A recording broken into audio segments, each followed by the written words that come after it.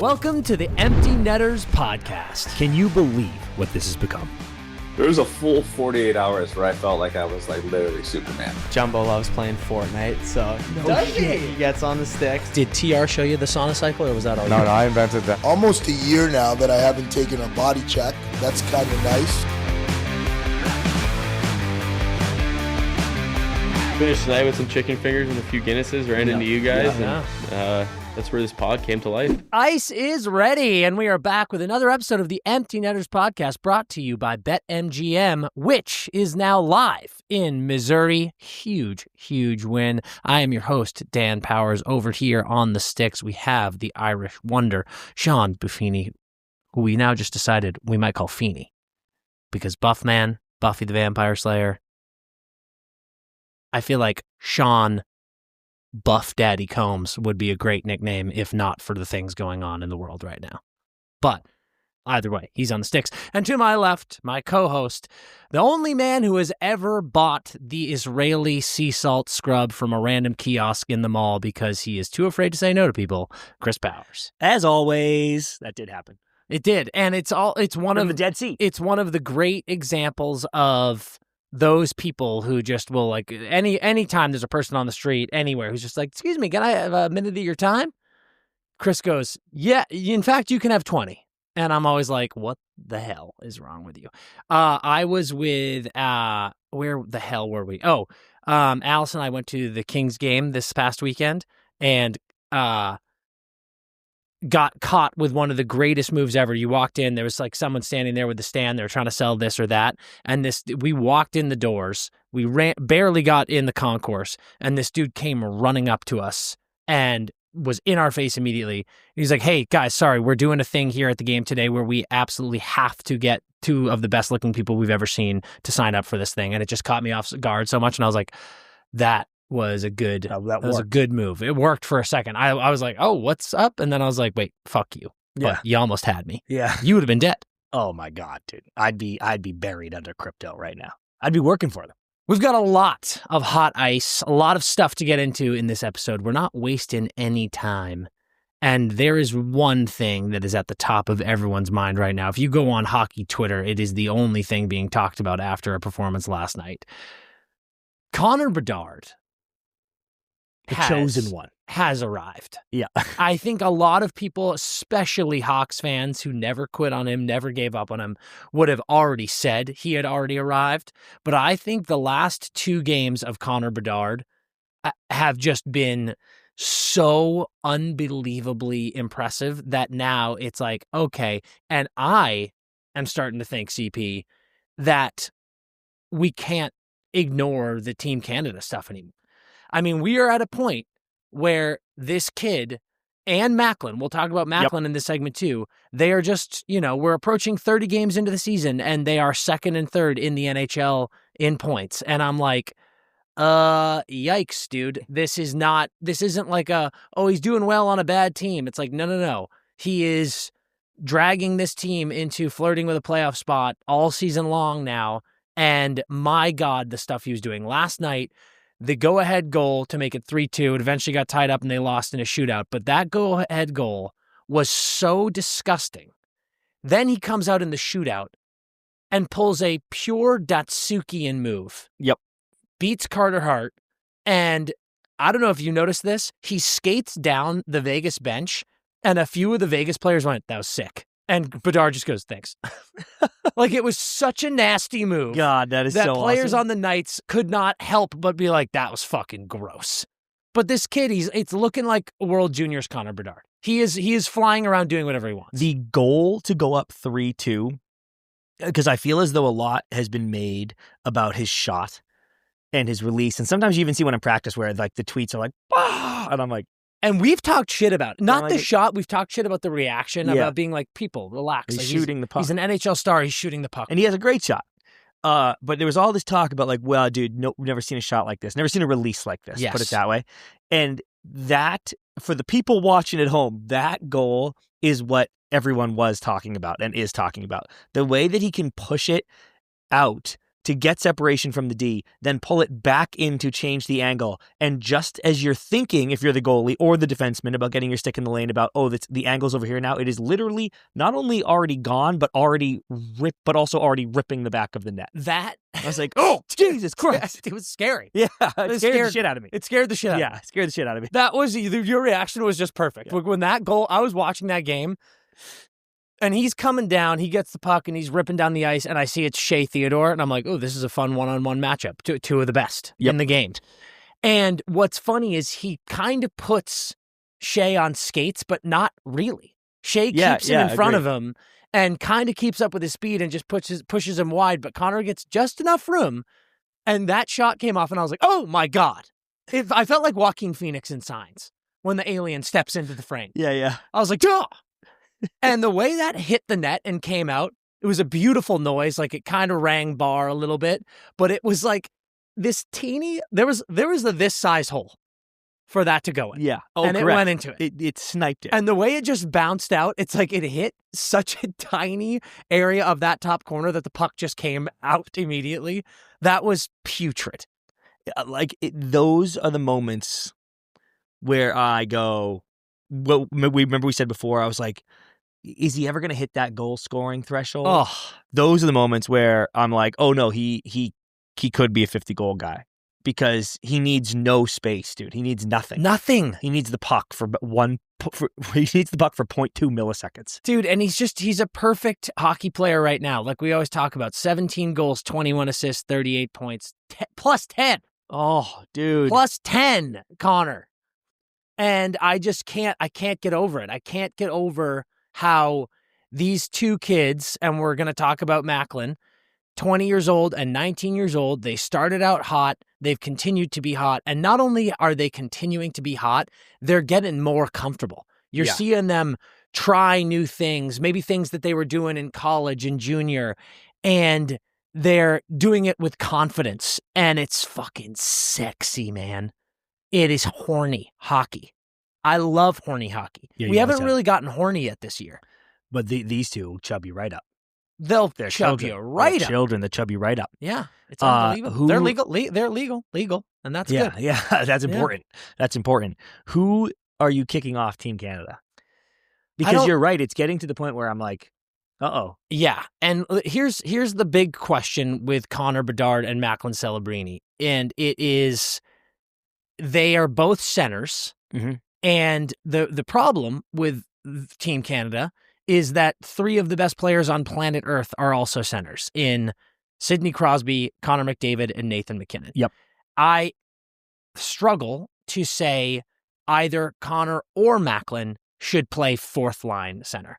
I do think this tournament is not an all-star game. Yeah. I think we saw how physical Four Nations was. Don't bring up the fighting. Olympic hockey is still physical, and you are still going to need someone who's going to be able to go up against guys like the Tkachuk brothers and JT Miller and Charlie McAvoy, like tough customers. And there's a part of me that's like, I think maybe you do want that grinder line. You do want a Sam Bennett, a Tom Wilson, a Seth Jarvis, who are going to be more of those gritty guys who can also still score and show a lot of talent. But now I'm like, I don't know, man. I'm watching them go up against teams' top defensive pairings, teams' top bruising lines, and I'm like, why not put these fucking kids on a 4th line? And what if? Okay? Yep. What if you go 4th line? Because these aren't the only 2 new members of Team Canada that you might want to throw on in the mix there.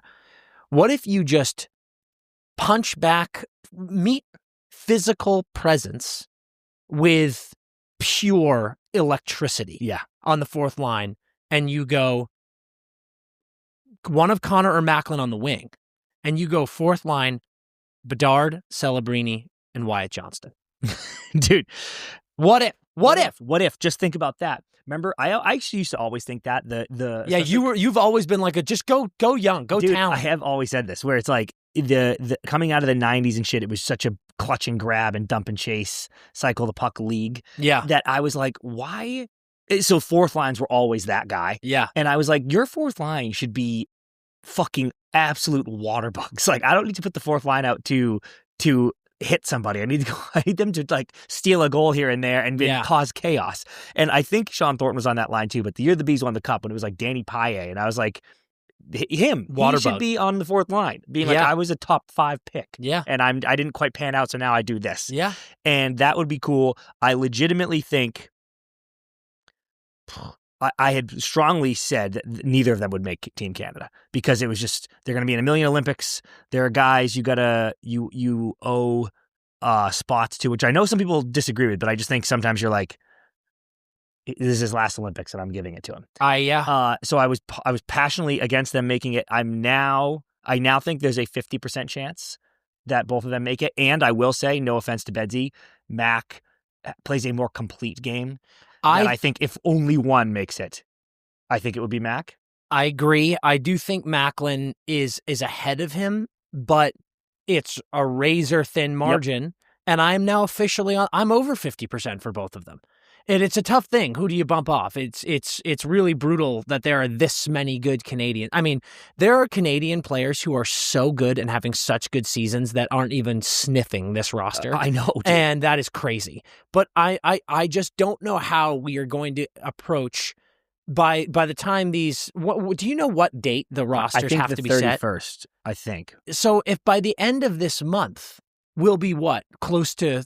Yeah, the 31st. We'll be close to 35 games into the season, 40 games into the season by the end of this month. Yeah. If they're just on this torrid pace still and second and third in the NHL behind mutant McKinnon, feels pretty crazy. And we've talked about so many times, like stats don't determine these teams. But when these two are dominating the NHL the way they are at their age, I'm like, what are we doing here? Like probably out if they're in is Sam Bennett. Slower start. That's our guy. But Brad Marchand. No, absolutely not. Brad Marchand will be on this team no matter what. He is leading the Panthers in points, and he is a massive, massive leader in that group. And I do not think there's any world where Sidney Crosby and Nathan McKinnon allow that to happen. Good point on those two. They might have some say in that. Tom Wilson, Seth Jarvis, Mark Scheifele. No, not Scheifele. What? These guys could be out if those two go in. I don't think Scheifele could be out. I stand by Jarvie too. I mean, but they're in the conversation. Yeah, because then there's no one else that can come out. Those are the only... Sorelli is on the same bubble for sure. It's crazy. Yeah, it'll be nuts. It's crazy. And I also will say, if they both make it, or if either of them make it, neither will play center. They will play wings, and that's completely fine. But neither of them will play center. I think so too. But I mean, goddamn, that fucking nippity doodog is so nasty, dude. Past Shea Theodore, and the way that he has ditched the little boy pants, and he has put on big boy pants. Yeah, and they fit just fine. They fit great. Yeah. They fit great. It shapes his ass fantastically, which is why everyone's so horny. I know. That's what's happening. People are all horned up. God, he's always doing squats. He was doing squats draft day, dude. People forget that. People forget that you were there. I was in the gym with him doing fucking Bulgarian split squats draft day. And that anyone doubted him. People were saying he might be a bust. He might be too small. He might be this and that. And it's just, I mean, we're seeing prime Patty Kane stuff from him right now. Truly, we are. It's incredible. That shootout move was disgusting, and it was the shootout move for me. Yeah. The goal was incredible, but the shootout move was man vibing. It was, and we love when people man vibe, and he is man vibing. It also felt like some dudes, and there's nothing wrong with this. In fact, Osh was famous for this, where he's like, I kind of come in, I come in the same way. Yep. And I've got a couple moves I'm going to. Yep. I think most guys are like that. That Bedsy shootout goal literally looked like someone so in control that he was like, I don't even know what I'm about to do. I'm just going to like keep fake shotting and stick handling till you do something weird. And then he was like, I'm about to shoot. And then Carter Hart had it. And he was like, actually, I'm going to pull it back this way. And then he was like, I'll have it if you pull it all the way across. And he was like, oh, but you stood up for 1 second and then just slid it through the 5-hole. And I was like, Jesus Christ, dude. It was so quick. Yeah, that's what I mean. It was the Datsuk like pull back on the backhand. But not all the way around him. Like Datsuk's like, bye. It was just a little shift that made Carter Hart open the legs just a little bit. Yep. And it was, I mean, fucking A. Holy hell. It was crazy. Talking about another youngster who is out of control. The Great Wall of St. Paul has done it again. Another shutout last night, bringing Jesper Wallstedt to 4. 4 shutouts on the year. He's 8-0-2 with a fucking 1.7 goals against and a .944 save percentage. This is bonkers. Yep. And you know what I love about Wallstead? It feels almost like, because Gus signs his new deal, and everyone's Gus was the big addition to Minnesota. This is a first-round pick for Minnesota. Mm-hmm. I don't think people remember that. People are kind of like, who is this guy? He was, I believe, 20th overall in 2021. Well, check, yeah. And like, that's a high pick for a goalie. And he got some time last year, was, whatever. 20th, yeah. But this guy, I think he has like 10 career games in the NHL. Yeah, can you look that up? Yeah, and he has 5 shutouts. No, 10 career wins, 15 career games, 10 wins, and 5 shutouts. This dude doesn't give up goals. Bro, that is a fucking banana land stat. Yeah, 15 games. That's fucking crazy. So I've got a couple of things for you. A couple of way too horny. This is going to be a horny episode, folks. So if you need a towel, get it now, because we're going to be horned up. Couple of way too horny thoughts here. Is this dude already stealing the Calder from Schaefer? Yes. I don't know how. And listen, is there any way he can keep up this pace? I don't think so. And not the shutout pace. If he does, he will win MVP, which he will deserve, unlike correct. Connor Hellebuyck. Correct. And if he wins, if he keeps, correct. But if they stay as hot as they are, which is like, I think they're third still. Yeah. Because those other two, God, imagine if they catch Dallas or Colorado. But if they stay a comfortable third and he plays and he leads the league in these categories, then he will be Rookie of the Year and deserve it. Yeah. Because you are a rookie goaltender. People talk a lot about how goalie especially is one where you really got to start getting used to the feel of the league and everything. Yeah. It takes a while for some goalies to develop. A goalie coming in and leading the league and everything is lunacy.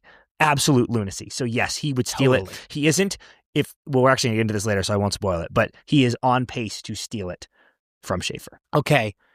Agree. Now, let's get into another horny topic. Do you consider trading Gustafsson? So, and let's everyone calm down. No, you just horned them up. You just stay everybody. horny. You can't throw ice water. Let's stay horny. They just got fluffed. Let's stay horny. I think you should consider trading him, and I'll tell you why. You got him on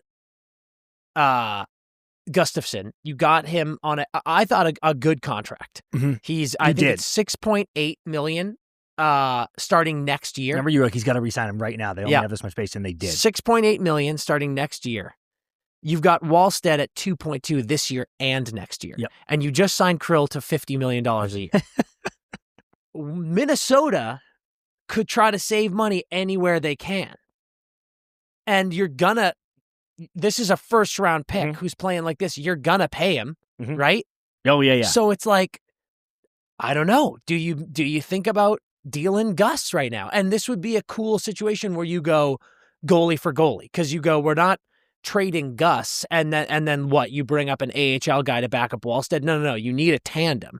But I wonder, are there teams that could use a goalie? Because Gus is a good goalie. Yeah. But you've got this first round pick who, Gus kind of surprised you in Minnesota, and you're like, oh yeah, great, we're going to reward him. But now Wallstead is the number one guy on this team right now. He's your first round pick from just 4 years ago. He's the best goalie in the league right now. Yep. I think you consider this move. You look at teams. There are Carolina came up for me immediately. I believe, and I'm hearing little birdies telling me that Frederik Andersen is retiring after this year. I believe that. And I believe that too. And Bussy, your guy, that boy, has been fantastic in net. Yep. But I don't know that they're ready to be like, Bussy is our guy for the future. Is that a move? Do you ride with Freddie and go let him retire here? It's not like you drafted Freddie. Is that a move where you go, Carolina, here's Gustafsson, give us Freddie to tandem and back up Wallstead and have a retirement tour here in Minnesota?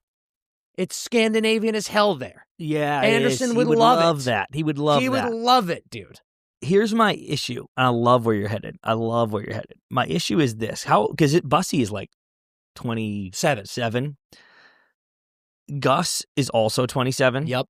So I think if I'm Carolina, and I'm high on Bussy, I admit. Yeah. But if I'm Carolina, I'm like, no. Like, Freddie's going to retire. Bussy's my guy. I don't need another 27-year-old dude being like, I'm splitting time with you for a great deal, but kind of a lot if that's all I want. You're prepared to call Bussy the guy? Oh, yeah. And again, I know I'm drunk on him, but I'm ready to call him the guy. We're horny. Stay horny. If the Wild, like, dude, Gus has started 17 games this year for the Wild. Great Wall 10. Yeah. And I think I was trying to remember who we brought. Oh, I think it was Pittsburgh. You were like, do you trade Jari? And I was like, you do, but not mid-season. And that's kind of how I feel about this Wild team. You have your bright, shining boy right now who's incredible. And he's got 4 shutouts in 10 games. Yeah. But if you right now, like, let's say Carolina calls right now and goes, yo, Bussy is not the guy. We can see it in practice. We need Gus. He's on a great deal, and he will thrive for us. Yeah. Give it to us. We'll trade you Freddie back, I guess. Then the Wild would be going, we are now making the Great Wall prominent. You're playing every game. Yeah. Freddie's going to fill in here and there, but you are playing every game. And he certainly is dominating right now, but my fear is you force him into too much action unnecessarily this year. Yeah. If Gus gets hurt, then you force him into action and it wasn't our fault. Okay. But if you do this to him and you force him into too much action, I worry that you overwork him. He's played 5 games in his life before the season, and we're like 60 starts, go, and playoffs. So this season, the way they've turned their whole year around over the last month, I go, keep Gus, ride this tandem out, make legitimate waves. The Great Wall hopefully is your playoff starter. And then this summer, 1,000%. And Dan, I'm not exaggerating. 1,000% you have to trade Gus. No question. You go like this, dude, I'm sorry. I did not want it to go this way. This was not our plan. Yep. When I signed you that extension, I genuinely believed in you and I genuinely meant it and I wanted you to be here. Unfortunately, things have changed. The paradigm has shifted. You are dead. And then be free. Be free, and you can get some good return there because he's on a great deal. I've got a couple other teams for you that I'm going to throw at you, and one I'm really jazzed about. Are you ready? Mm-hmm. Trade Gus right now to the Detroit Red Wings for John Gibson. Let me tell you some things. John Gibson's cap hit is exactly the same. 6.4. Yeah. So starting next year, you go, it's everything we planned for. Yep. John Gibson, 32. I think things haven't started great in Detroit. Maybe you go, just pop over to Minnesota. I think he doesn't like the cold. He's in Michigan right now. And playing horribly. Oh, I get what you're saying. Fuck. I think he's a warm weather cat. I think he's a warm weather goalie. It's possible. I didn't know that about him. He didn't know it about himself. Maybe you shock the system though and go even colder. You go colder. Yeah. Now you're numb. Now you can't feel anything. And you're playing great. Yep. How about that? Okay. I'm intrigued again. That's interesting. I think Detroit is interesting. What do you think about Utah? Utah starting out so hot, they're kind of slipping out of a playoff spot. All of a sudden, you could get Gus Bus in net. What do you think about a Swede in Mormontown? You can't drink. You can't drink on Sunday. Vejmelka's been good, and they just signed Vejmelka for a long time. Vejmelka 29, though. Yeah, okay, yeah, 29. 4.7 mil. 882. 4.7 mil until 2030 as your backup tandem with Wallstead. That could be pretty great. And all of a sudden you get Gustafsson in Utah and you're like, he's 27. He signed 6.8. That's your guy forever. I like that one more. Interesting. I like that one a lot more. Very interesting. Yep. And his 4.7 right now, because I think Gus is making like 4 something right now. Is that not right? Let's find that. Wild, where are you? Wild right now, Gustafsson's contract this season is 3.7. That's a $1 million difference. We can make that work. An easy trade, 1-for-1. Philip Gustafsson for Vejmelka. I do like your goalie 1-for-1. Like we got to find another goalie, and we're like, hey, don't dude, ruffle the feathers. Just be like this, Wallstead. It's your net. We're gonna get you a nice solid back. I'm kind of wondering though, Gus, I think, has value. Like, I don't want to get a leaky backup. But those guys Gus. I just said aren't leaky. Gibson is great. He has started slower than we want, but Gibson is great. And I think if you also go Gibson, here you are, you're in a like we don't need to lean on you this hard. Yep. But you're right, he does have value. Because I'm like, dude, that's a pretty good number. That's a pretty good number for a good goalie. You know, throwing a picker. I was trying to throwing a pick in there. Get a pick going. He's done. I mean, dude, as a 24-year-old, I guess that's the question with Gus. No, last year, 58 games, 914, 256. That's very solid. 6th in Vezina voting last year. Who was that? Gus. Yeah, I mean, Gus was fantastic last year. Just saying, it's something to think about. Yes, we're in a horny season. It's holidays. People are feeling warm and cozy. Got to trade him. Look at Sean. Sean's horny as hell. Yeah, he is. That's when I got here this morning. I was like, oh, I could tell. The second I walked in, you could smell it. His pheromones are out of control. Yeah. Moving to another goalie, but this one maybe not so happy, not so bright and shiny. Jordan Binnington in St. Louis. On Monday, we had a little dust-up on the Blues bench. Things not going great for the Blues so far this season, and we saw a verbal exchange with Jordan Binnington and Monty after Binner got yanked in the first period. He gave up 2 goals on 5 shots, got ripped from the game. Binner this season is 6-5-5 with a 3.11 goals against and a .882 save percentage. Now, the Blues are straight up cheeks. Yeah. So this isn't totally on Binner. But remember that stat that was like goals against expected?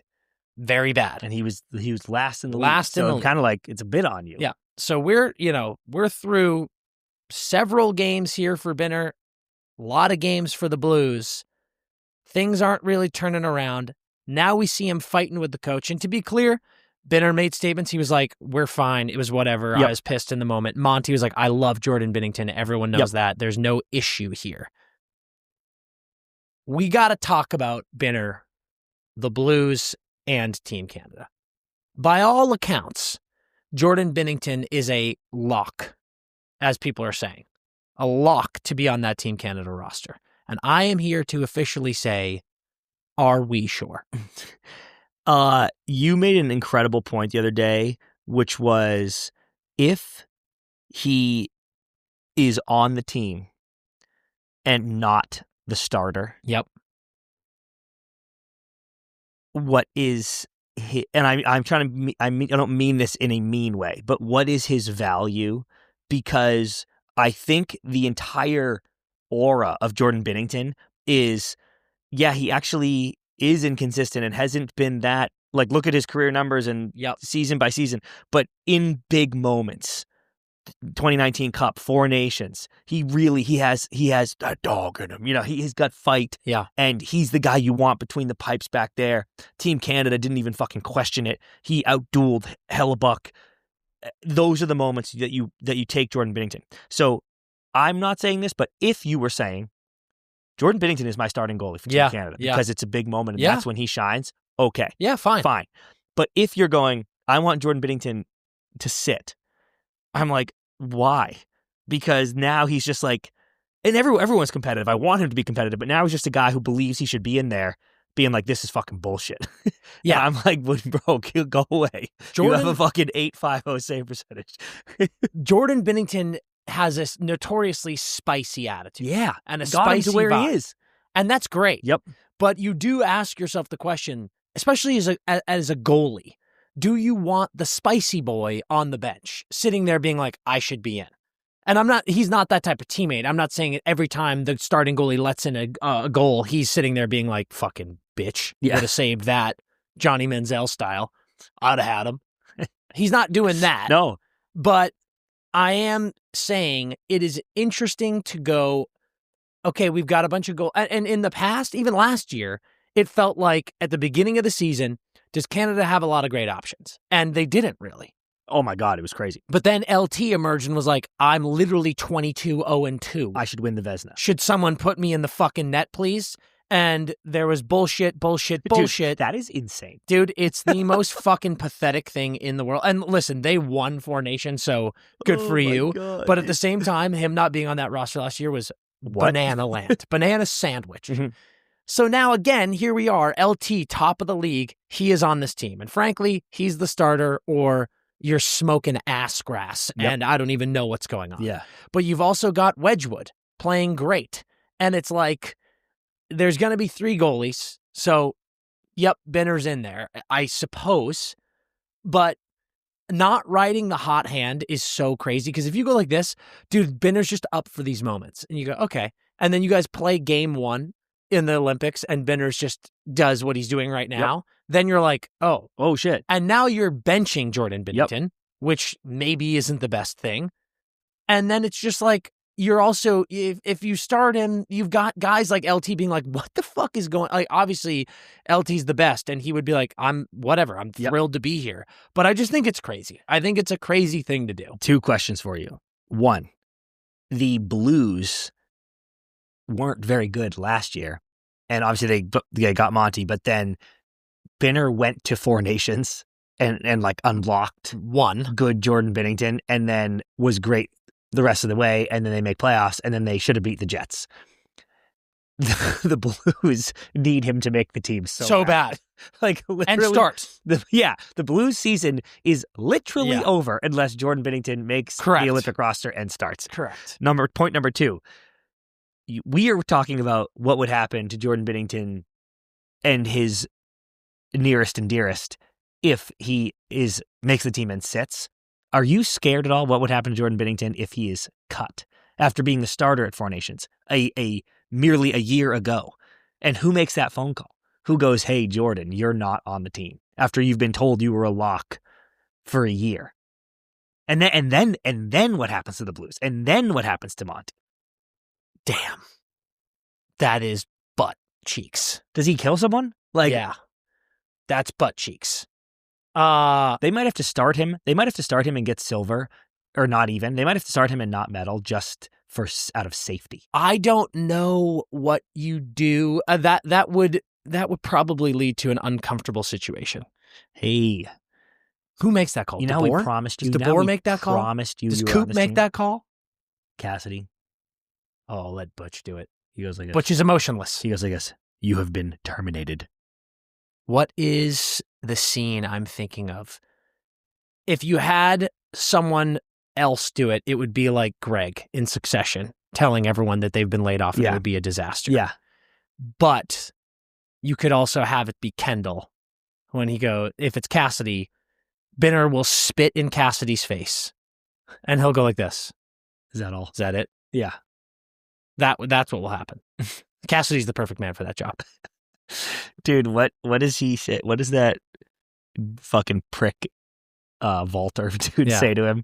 He goes, because your dad told you to. But then he says something. He's like, clean out your chicken coop. Yeah. Huck. Yeah. Gas. Dude, oh man. Absolute I gas. fucking want to do that someday. That is so good. Incredible. Let's keep it up with the goalie talk. Talking about Team Canada, talking about the goalies in contention here. Scott Wedgewood is one of them. However, last night, the Avs continued their win streak, making it to 17 games in a row, I believe, but it came at a cost. Wedgewood left the game in the second period with an apparent upper body injury. Blackwood came in, slammed the door. They're all good. They get the win, but we'll see what happens here. Is this an absolute nightmare for Colorado? Well, I think no. And I know everyone's saying yes because they've been so hot and he's been incredible. So everyone's on the Avs fucking train, and aren't we all? And we're grateful for the Avs. But this isn't, to me, because for a lot of reasons. One, they are this good anyway. His goalie play was contributing. I completely agree. The Avs are fucking fine. And your projected starter is going in, who was fucking awesome for you last year. True. Like, when you got him, he was sick. It's not like a Gibson thing, not to drag him again, but we're like, we brought in this guy to start and he's been bad, and then thank God we have blank who filled in. You brought in Mackenzie Blackwood. He was incredible. Well, maybe that's aggressive, but he was very, very good. He was very good. Then he was projected starter, gets hurt, and you're like, fuck. Dude, the talk preseason was fuck. Mackenzie Blackwood's hurt? This sucks. And then Wedgewood was like, I'm actually so gross. Who cares? So now you're just getting the other guy who's very good to come do the job that he was brought in here for. I think there's a chance they don't miss a fucking beat, and it gives Wedgewood some time. Like, I hope he's not hurt badly. Yes. But it's like, okay, dude, just you guys should be resting. This should be the fucking Swayman Ullmark year. I think it's a Tom Brady, Drew Bledsoe situation. Yeah, dude. I think it's like a great comp. I think Wedgie gets hurt, takes a break. Blackwood goes, whoops, I got you. Wedgie gets his mind right, gets his body right, and then he's back in. I think it's important that the Avs and their fans don't get rattled by this. Now we'll see. I'm not, I've been scouring the internet. I'm not seeing any new news on Wedgewood yet, but hopefully it's just like a 2 to 3 weeks. Yeah. Strained his elbow. What happens in an upper body injury for a goalie? Dude, shoulder stuff? I love when someone gets conked, clearly conked. And they go upper body injury. I'm like, well, I guess so. Yeah. I would say shoulder stuff, maybe pec. I could see like a pec situation. Ow, fuck. Yeah. Reach for that one. Did you see what happened? I'm going to look at it right now. Scott Wedgewood injury. Because you make a good point. Like, did he get conkied? And now I'm sitting here being like, what happened to his shoulder?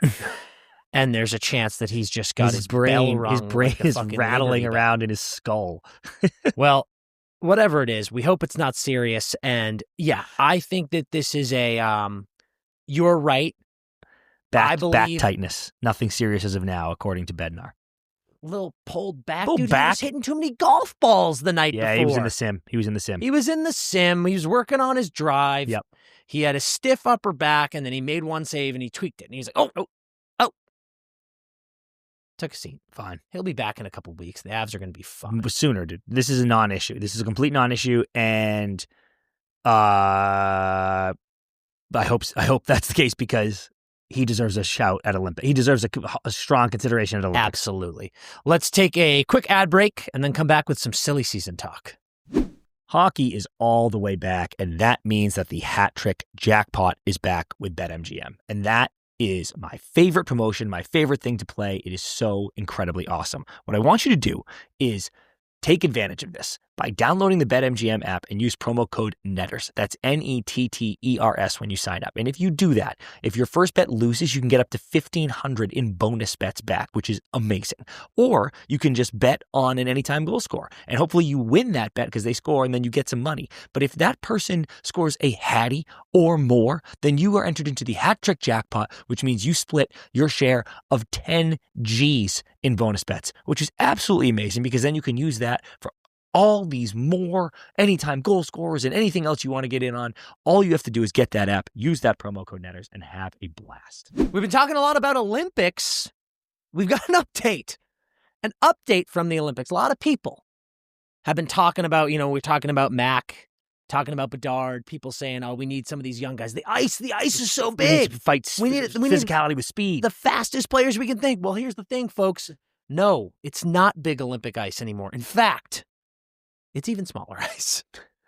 So according to Pete DeBoer, they've got the rink going on in Milan, and it's smaller.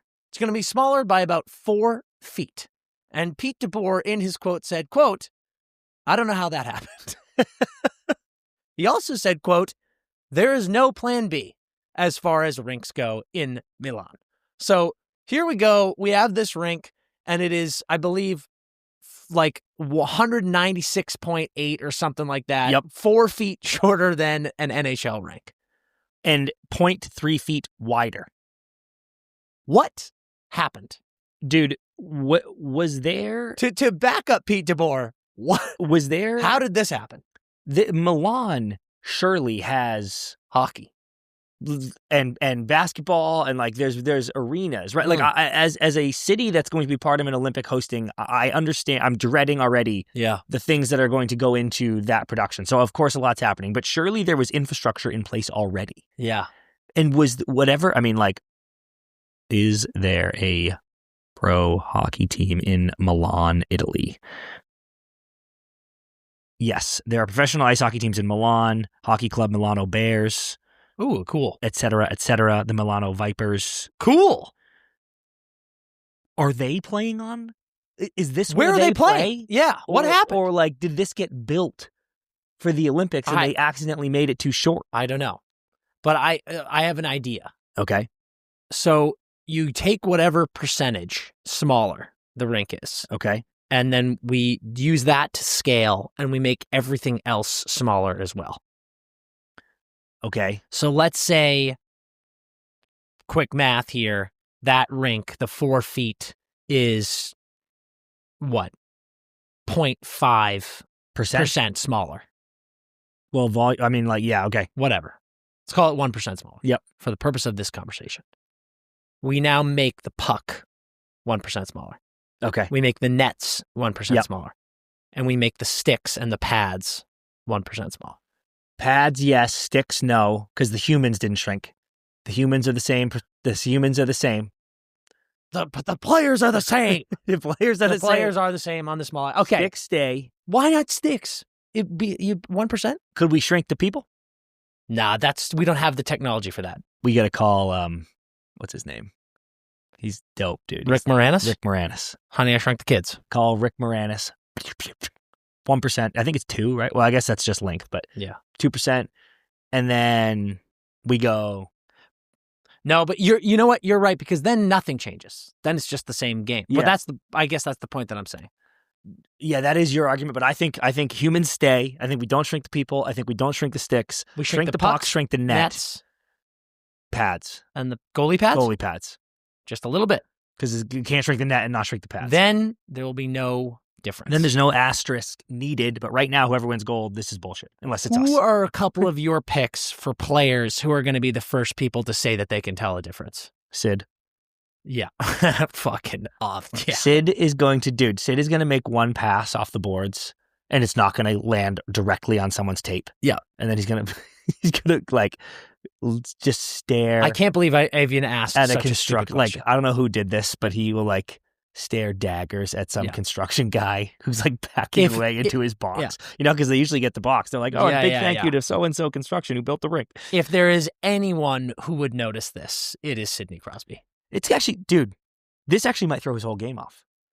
We could win gold. He'll adjust. We could win gold. Because he's playing, you know how he's always going where the puck is supposed to go? It's going to throw off his whole routine. So he's like, oh, here I go. I'm like, he sees a puck and he's like, jumps right here because he knows it's going right here, but it actually goes right here.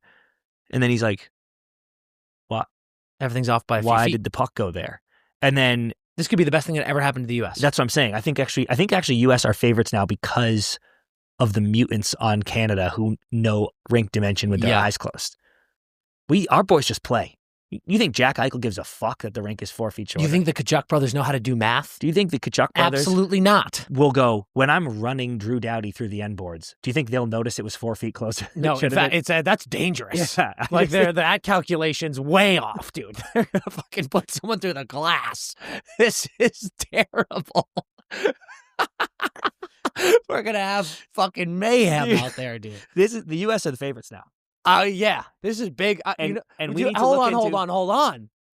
Is this an inside job? That's what last time I checked. That's what I was right about to say. Last time I checked, Brady and Matthew have been on the IR. Brady came back for his first game last night.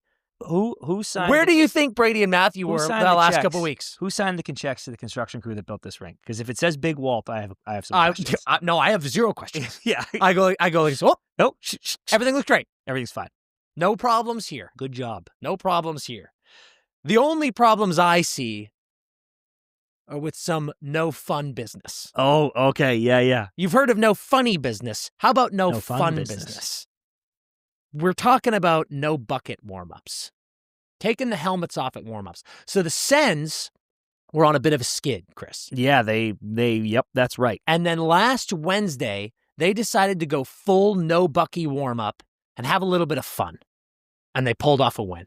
Would you look at that? It worked. How about that? They just said, you know what? Let's have some fun. Then, shortly after that, the Devils, celebrating Dylan's 1,000th game, I think they put on hats. Yeah. No bucky warm-up. Had some hats on, which, by the way, we'll talk about that.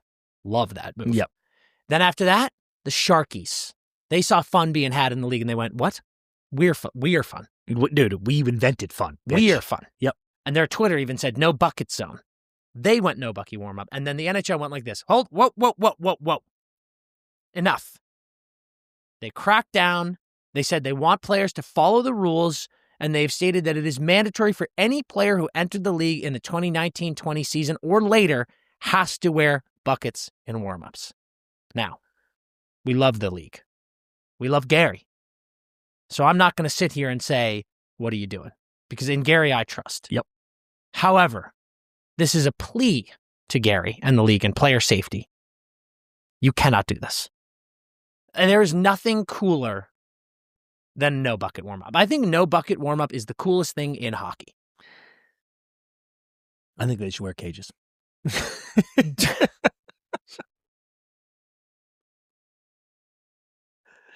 I can't believe you.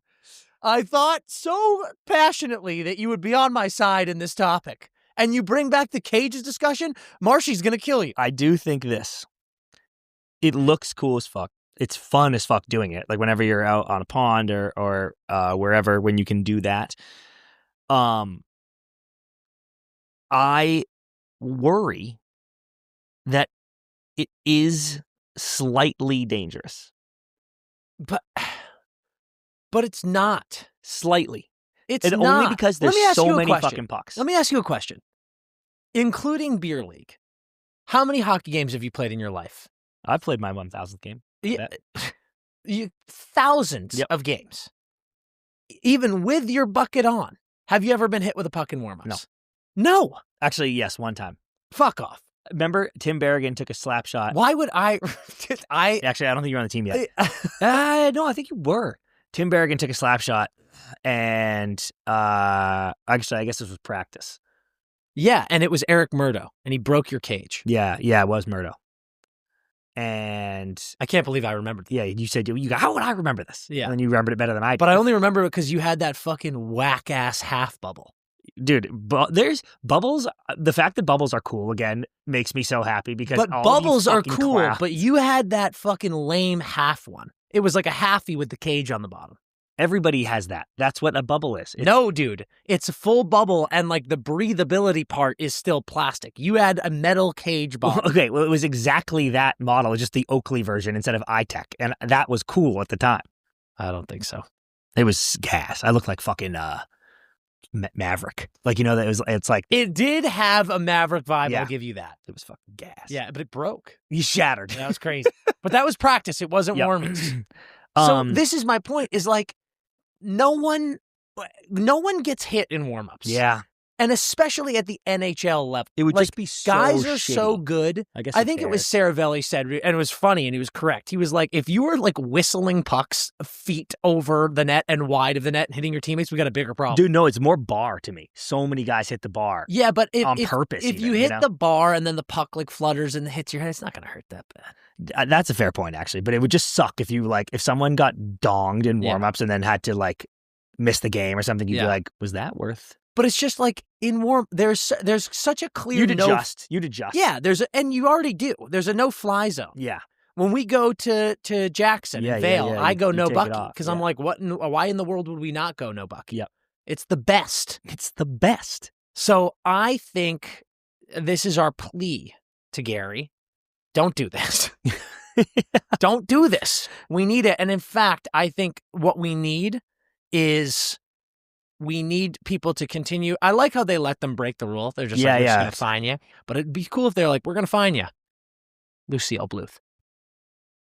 We're not going to fine you. Do whatever you want. And if we start cracking down, I want people to go Dean Portman. Start going no jersey warm-up. Yeah. With pads, though. Yeah. Like not no top, like not in your War Road. Yeah. I want you to come out literally no War jersey. Road, elbow pads, shoulder pads. Just no jersey. Yeah, no, and bucket to not get fined. Yes. No jersey. No jersey, butt bucket. Yeah. That's interesting. It'll make a statement. Fucking, yeah. It'll make a statement. Wait, what do you have to say now, dude? Maybe no glove warmer. People come out playing pond hockey. Ooh, that's fun. That'd be kind of interesting. You got to this earlier. Not that this adds much protection at all, but hats should be allowed. Yeah, it's no protection. I thank you for circling back on that because I did want to talk about it. You know what it reminded me of? It reminded me of Ken Griffey Jr. wearing the backwards hat during the home run derby. It's the sickest thing that's ever. Guys coming out in their team hats backwards during warm-ups. That should be a thing. And we can get that in a couple guys' ears who would probably do it. I think that could be really fun. Get him one of these. Hop on a Netter's hat. Get him a Netter's hat. No fines for that. Maybe that is... We'll pay the fine. Hold on, guys. You wear a Netter's hat, we pay the fine. I got it. I love it when we get here. Yeah. When we get to places. NFL, the My Cleats, My Cause. Yep. Hats in warm-ups can be the boys' causes. Way to show their flair. Yep. Throw on your favorite hat. That's a bucket. Throw on your Netter's hat. Yep. Throw on your... What are people wearing these days? Well, are you talking causes or are you talking... Well, it's just show your personality. Okay. So not It'd be cool. So, I don't care about causes. Yeah, no. I care about guys' interest. But it'd be cool, like Dewey goes out in a Blue Jays hat. Yep. Chelsea. I malfunctioned there for a second. That was tough. Yep.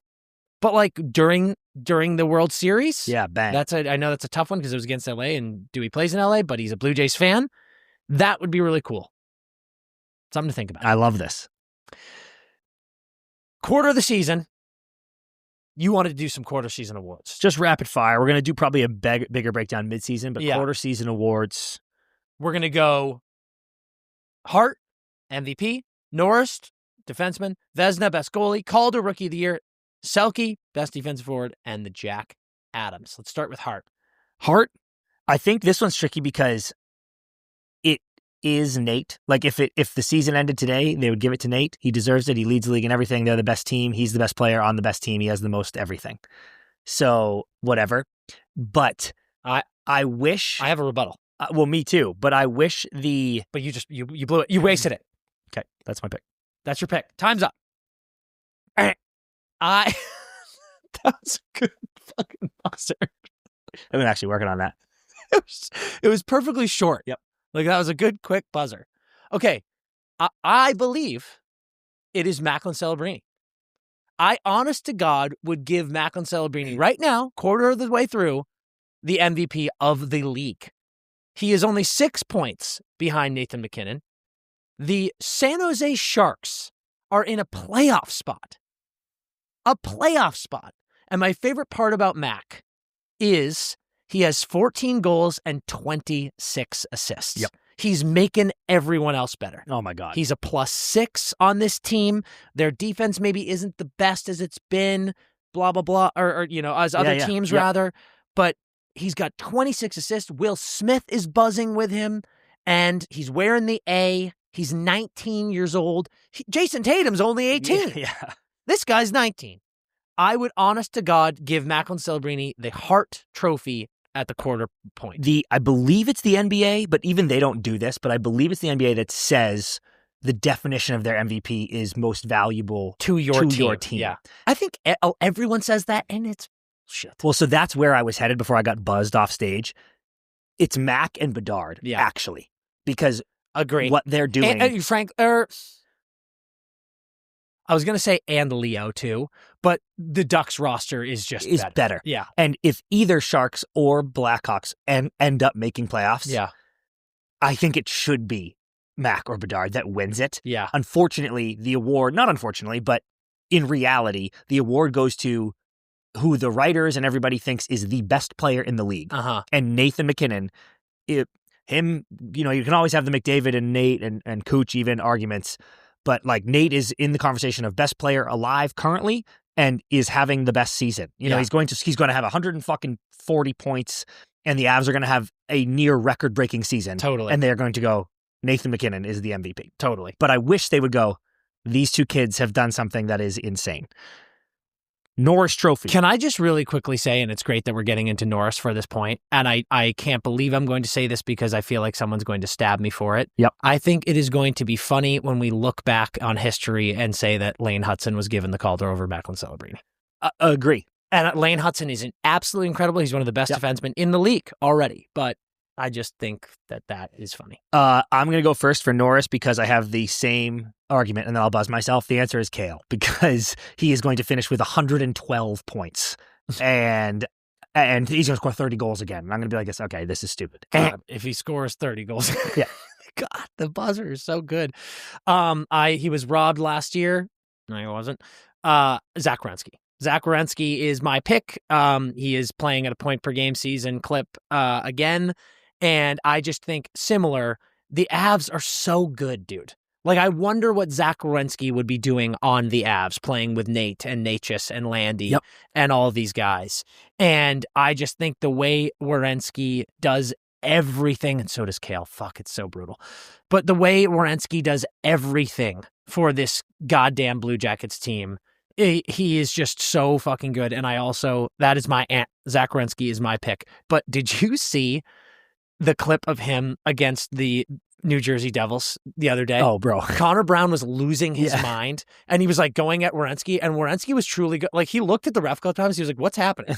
Like, he was like cross-checking and slashing Werenski, and Werenski was just like blocking it. He was being like, it felt like the 50 Cent meme where he's like, what the fuck he said fuck me for? Like, he was kind of looking around being like, what are you doing, dude? What's happening? And then he went after Fance, and Werenski was like, dude, relax. Relax, dude. So funny. Could Chychrun fuck around and get in the conversation? Definitely. He has 10 goals. Definitely. Like, he could score 30 goals. Definitely. That's another guy, Team Canada, by the way. If Chychrun is not on Team Canada, I'm like, yo, what are we doing? What are you doing? Vezina. My Vezina pick is going to be, I think we have the same one here. It's LT. Like, it should have been, it could have been LT last year, but Hellebuck did deserve the Vezina. But it's LT. Wallstedt is unbelievable, but LT is just like, we have two, wire-to-wire seasons here going for the guy. He's unbelievable. Absolutely correct. And I'll bring up that stat again for people that forgot. The saves against expected, LT leads the league.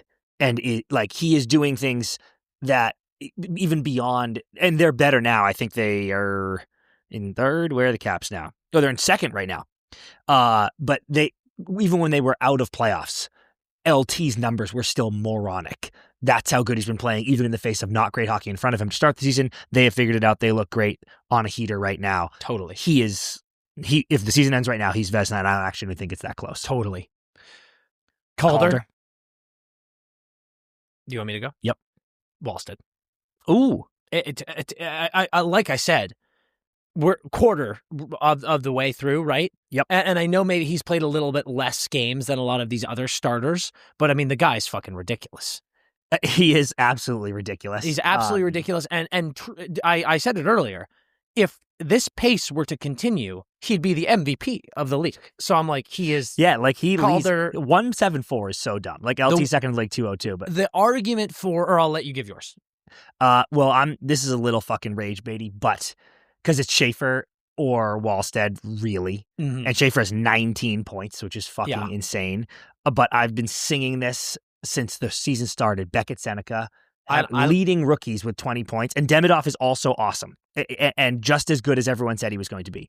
But Beckett, dude, he's phenomenal. He's the only one of the three I've been able to see live. Yeah. And he is phenomenal. He's so poised. He literally looks like a fucking seasoned vet. Yeah. And the way Quenneville talks about him, where he's always had the offensive ability, but now he doesn't turn the pucks over in places you don't want to turn the puck over at. He is dialed, dude. And if the Ducks stay as good as they are and he wins the point race, I think it'll be in the conversation.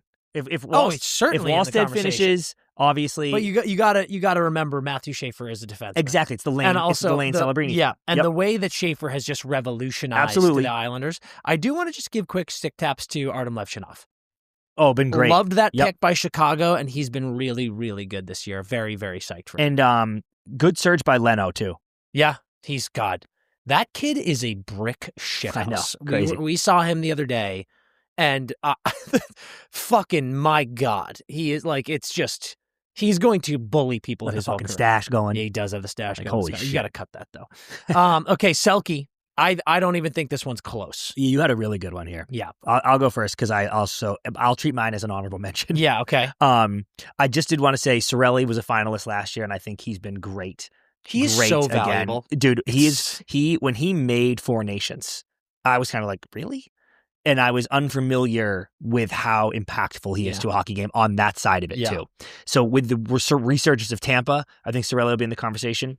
And then Leo Carlsson, who is been groomed into being a Selke finalist. He's literally Anja Kopitar. Yeah, for the rest of his Insane. life. He also has been incredible. Yeah. So both of those guys I think are worthy picks, but I really like your pick. I'm going Nico Hischier. I think he's always in the convo. Should always be in the convo. He's top 5 in forwards and blocked shots, top 50 in the NHL in takeaways, over 50% at the dot, also doing it on the offensive side. Like, this is a guy who is, and especially the Devils still getting wins here with Jack out again. Mm-hmm. Like, this is just what Nico does. Yeah. He keeps the train moving. Absolutely. Yeah. And then Jack Adams, Coach of the Year. I'll go first too because I love your pick, and I think your pick would probably win. Yeah. Right now. Let me see. Are they still in first? Yeah. But I wanted to go Dan Muse because the Penguins. I love the call. Being the new coach. People kind of gave it shit too. Oh my God, it's a great pick. And if they were, because they were like second for a while. Yeah. If we did this 2 weeks ago, I would have pushed back on your pick harder. Yeah. But right now they're number 1 wild card, but there's a lot of chaos happening and they've been fading. So we'll see. Yeah. But I thought this team was going to be horrible and it was going to get Sidney Crosby traded. Yeah. And if he brings this team into playoffs after a great coach was there and couldn't do it, I will be shocked, and he deserves some fucking credit. Yeah. All the flowers. I'm going Joel Quenneville. Yep. Came back into the league after a big hiatus, deserved hiatus, needed to take a pee-pee whack and take some time off, comes back, and the Sharks are first in the Pacific. The Ducks are first in the Pacific. All the young boys are buzzing. The vibes are so high. It is a massive step up. Yep. And I'm like, dude, you've got the Edmonton Oilers, the Vegas Golden Knights, and the LA Kings in this division, and you guys are first. Like, that's fucking some serious coaching shit going on. Squeeze me. And then you've also got guys like Jacob Trouba and Chris Kreider who have come in and have done nothing but sing the praises of this organization, of the coaching staff. It's like everything is on the up. Yeah. Up. So he gets a huge bit of credit. Outrageous, dude. Yeah. So ridiculous. Sick. Okay, quick ad break, and then we'll come back. Folks, it is the holiday season, and I want to talk to you about the best gift that you could possibly get anyone in your life right now, and that is Aura Frame. Look at this bad boy right here. This thing is so pretty. It's so sleek. It looks amazing, and it's going to be perfect for anyone in your life. If you are a last-minute shopper like me, you get into that situation where you go to the stores, all of the shelves are bare, there's nothing to pick, you have no idea what to get for people, you can't figure out what's the right thing. I'm telling you right now, Aura Frame is the right thing. This thing is absolutely amazing. It doesn't matter who you're shopping for, whether it be a family member, a significant other, it's always going to be perfect because you get to make this perfect for them. You can upload unlimited photos and, here's the best part, videos onto this bad boy. And my favorite part, you can pre-upload photos and videos before you give it as a gift. So when people open this, you don't explain to them what it is. Boom. Their favorite photos are going to be showing on there right away. How incredible is that? This is going to make your home feel like you're in Hogwarts. You're going to be walking around with the moving staircases, all the witches and wizards, and you're going to see the frames sitting on your shelf, on your wall, with people moving. It's going to be interactive. It's going to be amazing. And this is also my favorite part.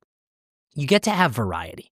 It's unreal. Yes, is it lovely having some of your favorite photos sitting in your house all the time? It's incredible. But with this, it's even better because you just get as many as you want. It's an awesome timer. It rotates through. You get to just have that variety and you get to see, oh yeah, that photo. Oh yeah, that moment. And the fact that it's playing videos too, this is just incredible. All of your favorite warm, fuzzy feelings are going to be on this bad boy for whoever needs it. With today's day and age, with the camera phones and all this, people are taking photos every 5 seconds. So now you're going to be able to get all of those onto this thing, and it's going to be perfect for whoever you want it for. It's easy to use. It's fantastic. It is going to make everyone thrilled when you get it for them this holiday season. So for a limited time, save on the perfect gift by visiting auraframes.com to get $35 off Aura's best-selling Carver matte frames, named #1 by Wirecutter, by using promo code EMPTYNETTERS at checkout. That's AURA frames.com, promo code EMPTYNETTERS. This deal is exclusive to listeners, and frames sell out fast. So order yours now and get it in time for the holidays. Support the show by mentioning us at checkout. You'll see a little drop down. It's perfect. Terms and conditions apply. But guys, I'm telling you right now, take another look. Aura Frames is going to be the perfect gift for anyone in your life. Don't miss out. Use that promo code, get to the website, get your shopping done now. Don't wait. It's winter, boys and girls, and I know winter doesn't start till December 24th, but wake up. It's winter, okay? It's cold out. And Chubbies has certified winterproof jackets. They've got sweatshirts, quarter zips, full zips, flannels. They got a full body puffer jacket. I'm not kidding. That is a real thing. They have a full body puffer, and you need to check that out because if you want to look sharp when you go back and meet the family this holiday season, then you got to hit up our friends at Chubbies because they have you covered. You can be yourself. You can let the good times roll while being comfy and being warm because it is so comfy that it should have a warning label. I'm serious. I love so much the flannel overshirt, okay? I come home, and everyone's like, LA, it's so hot all the time. You're so lucky. You're in the sun. It's not true. Summer's amazing. Fall's amazing. But winter, at night and in the morning, it's cold. And I come here, and it's lovely at our beautiful studio, and the sun's out right on the beach. But then I go home, and it's dinner, and I want to eat, and I want to pop on a movie, and it is cold. And I take that flannel overshirt, and my God, it is literally like a flannel that I love that looks cool, but then my softest, warmest sweater had a baby and birthed it onto my body, and I get to wear that every single night. That's how good Chubbies is. It's perfect for upgrading your winter rotation, and it's a perfect gift if you want to give something that they got everything right. No, they don't have a Chubbies overshirt or a flannel overshirt. That would change their game just like it changed mine, okay? So for a limited time, Chubbies is giving our listeners 20% off your purchase at Chubbies with the promo code NETTERS. That's NETTERS at checkout. Just head to chubbiesshorts.com and make sure to support our show and tell them we sent you when you leave. Welcome and take your seats. Class is in session. We are back for Professor's Puck Line, giving you your best picks of the week. You are joined by our two professors today. Last week, Professor Feeney. This is where Professor Feeney comes into play. Yes. Sean Buffini, Professor Feeney, joins us as well. We've got the whole of the UK here. This is brilliant. Did you just say Ireland was in the UK? Yeah, because we believe you still own it. Fair enough. So, you're right. You're right. We are that was the point of the statement. We are terrible Englishmen. Yes, I believe that Ireland still is under our regime. They are. Yeah, as far as I'm concerned. Mega Parlay recap. Not our best. Not our best, as we say, we could always do worse. We could always do worse. Wings no, Bruins no, Avs no, Sabres no, Panthers no. Horrendous. People were all over our buttocks for the first 5 games, not going our way. So I got text from Professor Feeney. I got text from colleagues and friends galore. Absolutely horrendous. Flyers, yes. Sens, no. Knights, no. Ducks, yes. Sharks, yes. Caps, yes. Canes, yes. Pens, yes. Hawks, no. Stars, yes. 7 and 8. It is our first below 500 performance. I believe. You hate. Yes, it is. Yes. But we could do worse. Disastrous. We could do worse. As we've said, we could always do worse. I will not apologize for the Mega Parlay losses. The point is to live on a beach and you take your best swing. I will, however, apologize for the second straight life on the line. Life on the line. I do not use that term lightly. Life on the line. 2 and 2. Spunk, no. Bolts, yes. Kings, yes. Pens, no. We must be better there. We must improve, and we shall. We shall improve this week, but where we did do well. We'll enter an area where we did quite well. The Friday fade hits yet again. The Flames beating the Florida Panthers. Erasing a unbelievable 2-0, as we say. 2-0 deficit. Brilliant for the Flames. Nobody believes the fade, yet it works every week. Every week, and this week, we've got a very complicated fade. Yes, indeed. We have a few games, Knights at Devils, Sharks at Stars, Mammoth at Canucks, Caps at Ducks. But our Friday fade will be the Buffalo Sabres at the Winnipeg Jets. Because when you look at Mammoth Canucks, that could be a fade. You look at Mammoth Canucks, the state of the Canucks could be a fade. However, Sabres Jets stares you in the face. However, the Jets Are we repeating history? because I believe they just played. The Jets lost to the Sabres on Monday on the road, and now they have the Sabres at home on Friday. And you might say, if this team just beat the Jets, how is it possibly a fade? And Professor? And of course, there's always a split. When two teams play this quickly in succession, there is always a split, which should make this ineligible for the fade, but actually, it makes it even more of a fade, because never could the Jets lose twice. Never could the Jets in 1 lose week twice. to the Sabres. Never could they not split. Never could the Buffalo Sabres continue have a winning streak. But unless it's on Friday. Sabres. And unless the professors have isolated it as the Friday fade, Sabres money line. Saturday Selly, Daniel. Kirill Kaprizov had scored 6 times in 6 career games. 7 career games. 7 career games. Don't do it. Don't do it, Christopher. Don't do it. Make that 7 and 8. Don't do it. Oh, you fucking Don't do it. Don't do it. You absolute twat. Don't do it. Remove that ballyhoo from your lexicon, sir. Make that 7 in 8. Saturday Selly strikes again. Absolutely incredible. I would like to say quite quickly, we win bets. We're winning these bets every week. It's unbelievable. And everybody thinks this is a big joke. Everyone thinks, oh, it's a bit. They're doing accents. They're claiming Ireland back into the UK under the King's monarchy. The Friday fade is and yet we're making money. The Friday fade is 5 of 7, and the Saturday Selly is 3 of 7 or 4 of 7. Do you understand the odds of an anytime goal scorer? What are we talking about here? We're giving you picks for the taking. This week, Daniel, ever since Connor Hellebuyck went down on November 15th, the Jets are 2-5. They've lost 5 of their last 6. They were destroyed by the Sabres, yes, as we mentioned.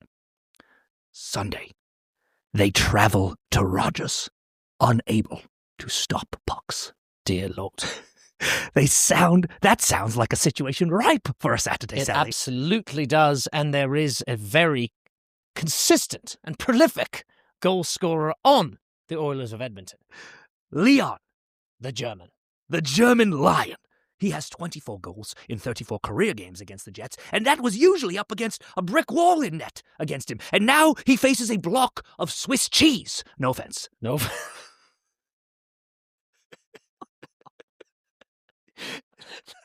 Leon Draisaitl. No offense intended. Leon Draisaitl, Saturday Sell. Absolute lock. Put the key in, twist it. Leon Draisaitl shall score. Now, to our Sunday hat-trick parlay. What do you like? Well, we tickled it again. We tickled it again. We had Canes money line under. It was so sharp. The Canes won 1-0 in overtime. There were no goals. It's quite literally almost impossible to be more of an under. Imagine being that on the under. 1-0 in overtime, which surely meant an Aho point. In 3-on-3, how could he not have a point? Had to have come. He did not have one. Mary Poppins again, taking our medicine again. This week, what do you think? This week, we see ourselves going to the nation's capital. The traitorous nation. The traitorous. Not our nation. Treacherous traitors. Not Professor Feeney's nation. These mutineers. Treason. I say treason. But we will go to the capital, Washington, D.C. The Caps return home from their West Coast trip to take on the low-scoring Blue Jackets. The best goalie in the league meet a low-scoring team. There is obviously one answer. Offense. They'll be tired from a road trip. Will be tired. And we are going to take our hammers. And we are going to smash and slam the under as hard as we possibly can. We will also ride that hot goalie and take a Caps money line. And a man who has emerged as not just a physical brute on the ice, but also a points machine. Point-per-game machine. Tom Wilson, point to finish out the parlay. Caps money line, under 6.5. Tom Wilson, point. 3 legs hat trick, see you on the other side. The Saturday Live on a Beach mega parlay. We must improve, gentlemen. Professors, are you ready? Yes. Daniel, we start with you. Avs at Rags. It seems absolutely ridiculous to not just say what everyone thinks is going to happen here, and it is the Colorado Avalanche. Christopher, Jackets at Panthers. We're going Panthers. Professor Feeney, Devils at Bruins. Well, Devils burned you lost last so week. much. Bruins burned me too. Bruins I think. also burned you. Yes. Yeah. My instincts are telling me to go Bruins again, so I'm going to go Devils instead because. Well thought. The fade courses through. Yes, the fade courses through him. Daniel, Habs at Leafs. The Leafs have been quite nice recently. I do believe the Habs find themselves with their backs up against the wall, needing to start winning again. I will take Montreal. Christopher, Blues at Sens. Return of Brady, I will go Sens. Professor Feeney, Isles at Bolts. I'm going to go Bolts on this one. Little payback because it's split. Yes. Because normally it's split. Split. Indeed. We need the split unless it's a fade, and then you fade the split, but sometimes you get the split, and it's a complicated thing. Daniel, Preds at Canes. Christopher, Mammoth at Flames. I'll take the Mammoth. Feeney, Hawks at Kings. I'm going to go Kings. Keep it SoCal. So well done. Kings at home. Daniel, Jets at Oil. I will take Edmonton here. Yes, sir. Christopher, Wild at Canucks.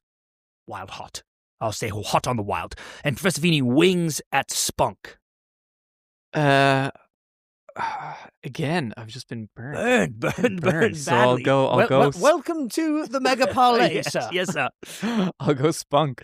So we have Avs, Panthers, Devils, Leafs, Sens, Bolts, Canes, Mammoth, Kings, Oil, Wild, Spunk. Mega Parlay, live on a beach. Is your Live on a Beach Mega Parlay. Now we will go to the Life on the Line. 4 games for winnings, for glory, for money. Yes. Christopher, I'm taking 2 games, my 2, Avs, over, who is it, Rags? Yes. Yes, Avs over Rags. Snow in New York. I think Christmas. I think tree at Rockefeller Center. I think Cale McCaw dancing across the blue line like it's the Nutcracker Ballet. Avs. Also, I have been burned by the Blues to the point that I have the Blues. They cannot win unless I bet them to lose. It's the beginning of my jingle. Well, Binner has boiled over and Brady has returned. That concoction equals Senators' success. Avs and Senators, first 2 legs. Absolutely brilliant. Gentlemen, I have done something special for you here with the Life on the Line parlay that I will continue as a professor and during the Christmas season as well. Excellent. My first game is going to be Preds at Canes. And I shall say this. Smoked meats and southern drawl, both cities have them all. Wow. But only one can come out with a win. Nashville has a great Swede, but they failed to succeed, so I'll take the team with a hot Finn. Whether Freddie or Bussy, I won't be fussy. Carolina will come out on top. Time's up for the Preds. This project is dead, as the roster is simply a flop. Canes money line. Next, we have the Wild at the Canucks. Things started out slow in the Minnesota snow, but in place the pieces have started to fall. In net, there's a surprise. A star is starting to rise. Now the Wild have their own Great Wall. The Canucks are a mess even after signing Brock Bess, and the fans are starting to shout, a win I can't see for the team in BC when it's clear their captain wants out. Wild money line. Avs, Canes, Sens, and Wild. Life on the line. Life on the line parlay. There are your picks from the professors. It is brilliant to have Professor Feeney enjoying his time in the limelight of literature and academia. We will take an ad break as you log those picks, and we will be back. If you have a hockey lover in your life, and that includes yourself, and it also includes me, by the way, I'll post the address if you want to send me some stuff. I'll take some miles. I'll take some gifts. But if you have a hockey lover in your life, Bauer made hockey shopping stupid easy, because if you go to Bauer.com, they have everything, because nothing hits harder than a hockey gift. When I picture a Christmas tree, literally, when I picture a Christmas tree at my family's house growing up, you'd come down, all the presents would be under the tree, and there'd be a stick up leaning against the door, glass door out into the deck, and I would be like, we did it. I got a new twig. I got a new Bauer twig, and everything is right in the world. If you have someone that's tough to shop for, you go to Bauer.com and they have everything you would ever need there, okay? The perfect gifts. There's custom stuff. They have the new Pulse stick is the greatest stick on earth because I'm obsessed with it and it's completely transformed my game. You have can't miss savings, right? There's accessories, pro level equipment, but they've got incredible deals going right now. There's free shipping on over $99 orders, extended returns, digital gift cards. Okay, so you can make it super worry-free where you just go, here's a Bauer gift card, enjoy. They have stick and skate buying guides. So if you're like, I'm not really sure what my son or boyfriend or whoever wants, you can go confidently choose the right thing with all their help. And listen, the gear from top to bottom makes us fly on the ice. Everything I've got, helmet, skates, gloves, pants, twig, even the training gear, it's so phenomenal. They have transformed everything for me. They will do it for you. So head to Bauer.com/holiday to shop the perfect holiday gifts for all the hockey lovers. And you can give the gift of hockey this year. So go, and they've got the holiday gift guide too. So go check it out. Your holiday will be stress-free, curated gifts, savings, custom gear, Bauer.com. We are back. We are so back. And so is everybody's favorite book. Hey, it's a horny episode, so you're not going to hear me complain. It was a horny episode. I complain sometimes with puns, but let me tell you what, we're all horned up because of the young kids buzzing around. We might as well get into some smut. And there's horny hockey on TV, Dan. There is horny hockey on TV. A lot of people have been asking us to talk about that. I think maybe we will. We've kind of modernized hockey smut into the hockey podcasting world. There's a lot of horny hockey. If there are any experts in the hockey world on hockey smut, it is us. I actually have an incredible idea, by the way, that I need to tell you both off camera. Don't let me forget. Oh, wow. And that can stay in the episode. I want the listeners to know that now you have a great idea. That now they are like, shit, I want to hear that idea. I can hear that. And maybe we'll start a Patreon where you can pay a subscription to hear my genius ideas off camera. Where we left off, gentlemen, is I think she had like banged Alex in the locker room, and then they got snuck out, and then they were kind of dating, and then we got an Alex chapter, and like they're pretty happy. Okay, they're pretty happy. Violet's friend Charlene is now banging the other guy on the Hawks because she came to that party and met him. So like now she's banging a Hawk, Violet's banging a Hawk, and Buck, Violet's stepbrother, was out with Alex's sister. Remember, they went to her family, and she was like, wait, what is my stepbrother doing here? And he was with the sister. So that's kind of like where we're at. And then you get an early chapter with Violet where she's talking to Buck like, hey, don't you be banging Alex's sister just to get back at Alex for banging me. And Buck is like, I'm not doing that. I like her. And she's like, you don't fucking like her. You're a man whore, hockey douchebag. All you do is fuck girls. And he was like, no, dude, I don't do that anymore. I think her name's Sunny or something. He's like, I like Sunny. And she's like, yeah, I bet you tell her that. I bet you tell her that while you're banging her from behind. And he's like, I haven't banged her. And she's like, what? And he's like, I haven't banged her. And she's like, all you do is bang. You bang before introducing yourself. And he goes, not Sunny. She's different. I actually just like her and I haven't banged. But I've told everyone, or everyone thinks I'm banging because it's me. Because I'm Buck. And I'm Buck. I'm Buck, and I like to fuck. Yeah. And I haven't, they're all saying Buck's been fucking. And I haven't been saying, no. Buck fucks. Everyone says she's that. Like, that's a lie. Then you've been lying. And he's like, no, I'm not lying. I'm just letting it happen. Yeah. Like I'm letting people think that because I want to seem cool, but I actually love her. And she's like, oh my God, wow, that's incredible. Buck's turning a corner. Then Alex and Violet are vibing. Everything's good, but he keeps having these annoying phone calls with his agent. And she's like, what's wrong? And he's like, well, I'm up for this really big endorsement that I want to get. And my agent thinks that I have a better chance of getting the endorsement if I keep our relationship quiet. So I seem available. I'm obviously not, and I'm in love with you, but like if I seem... What is this endorsement? Hold on, Sean. Let's guess. I liked what you said, Trojan condoms. Yeah, what endorsement would you need to be single for? Yep. Like OnlyFans. You're endorsing... Yeah, that's a good one. You're endorsing a good one. OnlyFans. That is a good one. You're endorsing OnlyFans or porn. So... do they say what it is? Oh, yeah. So, are we going to get to it? Yeah. So then she's like, okay. She seems okay with that. Then he goes, and they hadn't L-bombed yet. I put those words in his mouth. I shouldn't have done that. Oh, shit. I'm in love with you. Then he Wait, we're talking Alex or Buck here? Alex. Okay, then sorry. He goes, you should, because she's living in the pool house at her mom's. Yeah. He's like, you should, it's hard to hook up in there because their mom just like comes in. He's like, you need your own place. And he's like, you should move in with me. And she's like, oh my God. He suggested moving before saying love? And they've only known each other 4 months and there's no L-bombs, which she brings up. But she's like, I would love to live with Alex. That'd be amazing. His apartment is gas and this would be great. But it's a big step. And then as she's considering, he does an interview and where she's there. And it's also like playoffs. We kind of zoom through the season. Like we're about to be in playoffs. So he's like, I got to keep this quiet, whatever. Then he does an interview where she's present. I think it was at a game, maybe even a playoff game, but maybe right before playoffs. And the reporter goes, so you're up for this big endorsement. We've all heard about it. And he's like, yes, I am. I'm very excited. And then she goes, well, the press has pictures of you with a girl. We've all seen these pictures. And he goes, oh yeah, we're just friends. And Violet does not take it well, boys.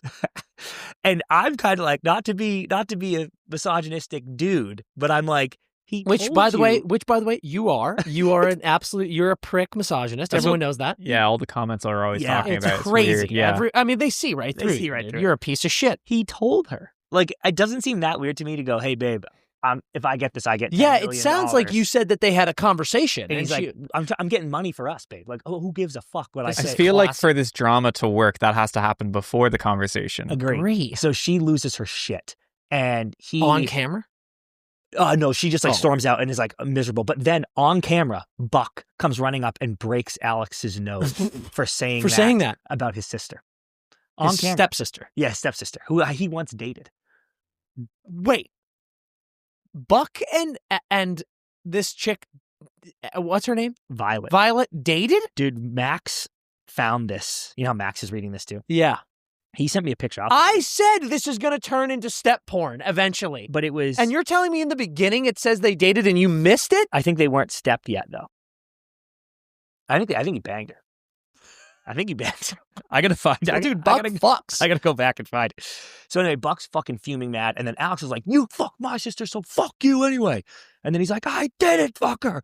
I love her. In front of the whole team. And they're like, whoa. Wait, Alex says that. Buck says that. Buck says he loves Sonny. Like, Alex goes, why'd you break my nose? And he goes, you can't talk to my sister like that. And he's like, I'm not taking shit from you. You're fucking my sister. Sonny is Alex's sister? Yes. I missed that. We need a graph. Yep. We need like a... Why is this so familial? Yep. This is fucking perverted. And then Buck admits to not doing it. And then Alex is like, wow, I'm a fucking scumbag. Sorry. This is a nightmare. And then Violet, like, will never speak to Alex again. And Alex is doing everything. He's calling and he's like, I fucked up so badly.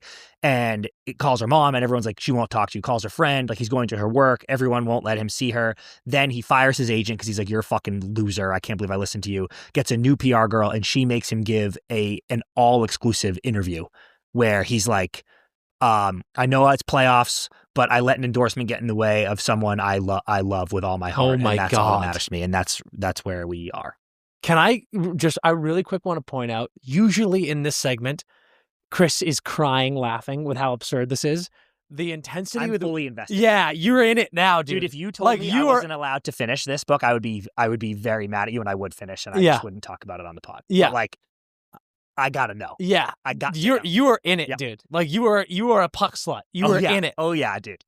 So here we go. My first highlight was just the title of this chapter, chapter 22, Son of a Beaver Mother Pucking Puck. I was like, because I hadn't read it in a while, so I cracked it open to see where I'd left off and just see Son of a Beaver Mother Pucking Puck. And I was like, I'm in it. It's like Helena knew you took a break and was like this, just in case you forgot what this was like. It's like I never left, dude. And I got to say, too, I was telling Parker. Do we get to hear what the endorsement is? Yeah. Okay. I was telling Parker about this in the car. I know he's listening to the segment. He loves this segment. That I was like, I'm so numb to puck now that sometimes I think I miss highlights for you guys that would have been good. But I'm just like, I'm used to another that now. walk in the park, dude. Yeah. Walk in the park. Okay. So this one is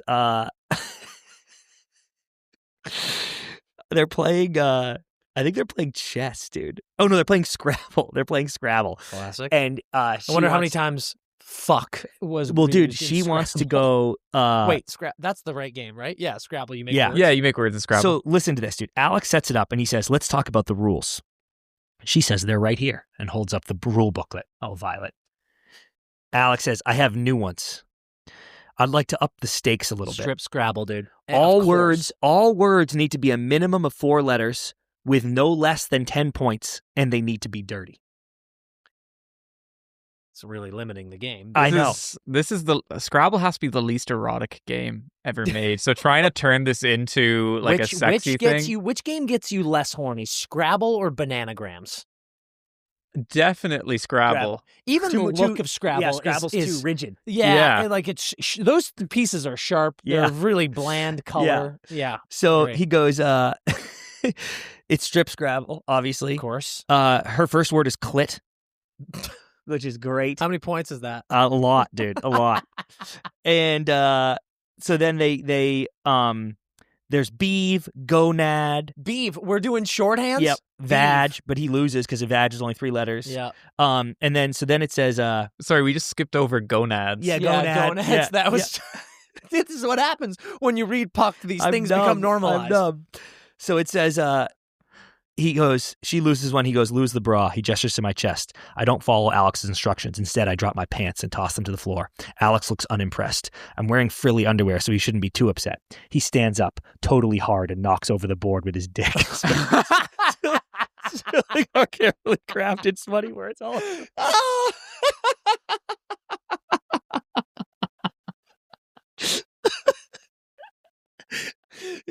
honestly, that's great. That's a good scene. You can see that's a good scene. His rock hard cock just knocks the board off. You can hear the scattering. Letters go everywhere. Oh, fuck me. Good, that's dude. good. That is so good. Okay, so the next highlight is the endorsement. Yeah. Alex is up for the sexiest bachelor award. And I was like, dude, in what universe is there an NHL player who's been like nominated for sexiest bachelor and his agent is like, we need this one. Dump your girlfriend. Dude, also, does Helena Hunting know what an endorsement is? Yeah. Like, does she know what a brand deal is? That's not a brand deal. Yeah. That's How are just they a thing. selling that? Like, I don't think you're getting paid for being named GQ's sexiest man of the year. She's like, there's $10 million on the line. Time Magazine Man of the Year, dude. I was like, what the fuck? Oh, dude? fuck. Okay, this one, Dan, this is when Buck punches Alex. Yeah. He's pissed. And everyone's so pissed. Everyone's fighting. And this I actually thought this is some of Helena's most accurate work. Oh, okay. I would say. Normally she's like, her quotes and metaphors are insane. This is Buck. He's fucking pissed. It says, Buck storms into the locker room. It must be an Alex chapter because it's from his POV. Buck storms into the locker room flanked by our teammates. Quote, I'm going to rip your head off and shit down your throat.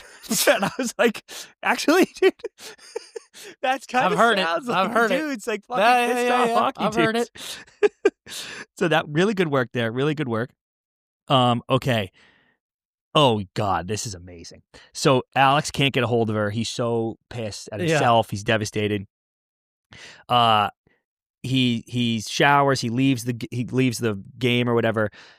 It says, I change back to my street clothes, get a cab to my place, and get in my car. And I was already kind of like, you cab to the rink, but you have a car? Like, I would think you'd drive. Anyway, cab to the rink, get in my car. I need to get my nose checked. That'll have to wait until later. I drive to Violet's and park in front of her house. Her SUV isn't there, so I call her. Unsurprisingly, I get her voicemail. My head drops as I hear her new recorded message. Oh, my God. This is her voicemail of her phone that everyone has. And this is what? 1 hour after It's been 1 hour, and she's changed her voicemail. Oh, recording. God, petty. Hi, you've reached Violet, the dumbass puck bunny. I'm too pissed off and humiliated to answer my phone, but you can leave a message. Unless you're Alex Asshole Waters. In that case, you can fuck the hell off. Imagine you have like an argument with somebody and your first thought is, well, I better change my voicemail. Dude, it is, not only is it just the most unrealistic move of all time, Helena's use of swearing is the most fascinating thing in the world to me. Because Alex Asshole Waters, let's just stop right there, right? Alex Asshole Waters. That sounds like a child. It does. It feels like someone who's like swearing for the first time to try and impress their friends. Yes. And then she goes, fuck the hell off. What is the hell adding? Dude, I don't know. I'm telling you, Helena Hunting grew up in a house that did not allow swearing. Yeah. And this book is an outlet for her. And I'm proud of her for that. Yeah, There's three things not allowed: swearing, sex, and hockey. And hockey. Yeah, hockey. Boom. Here it is, dude. Oh my God. Here she falls off a little bit with her logic. Yeah. Alex again, beyond that, practices are rough. Coach is right. If Buck and I can't deal with our shit, we're going to destroy our chances of making it to the finals. So they're like in the playoffs already. Yeah. We're going to destroy our chances of making it to the finals. I don't want to be the reason for that. He pulls Buck and me aside and tells us we're going to keep our personal issues off the ice or he'll make the general manager trade both of us. And I'm like, in the playoffs. Classic playoff trade. To whom? Classic playoff trade. Your opponent? Yep. So that I was like, well, okay. All right. And now he's here. He's pissed at Buck. Or no, who's he talking to here? He's talking to Violet's mom. Yeah. And she goes, Alex, you screwed up big time. I heave a sigh. I really did. Violet doesn't want to talk to you. Quote, I know. Buck's made it pretty clear, and so has Violet, end quote. I kick at the leg of my bed. Noticing something red peeking out from the bottom. Picking it up, I find a pair of Violet's panties, the red ones with my name on the ass. I sit down on the edge of the mattress and resist the urge to sniff them. He's on the phone with her mom. I'm afraid I can't help you out on this. You are literally crying. A tear just dropped from your eye onto the fucking desk. He's talking to her mom. He's like, tell her I called.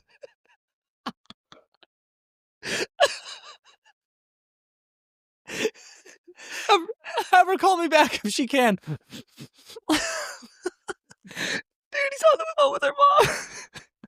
That is so fucking funny. Funny.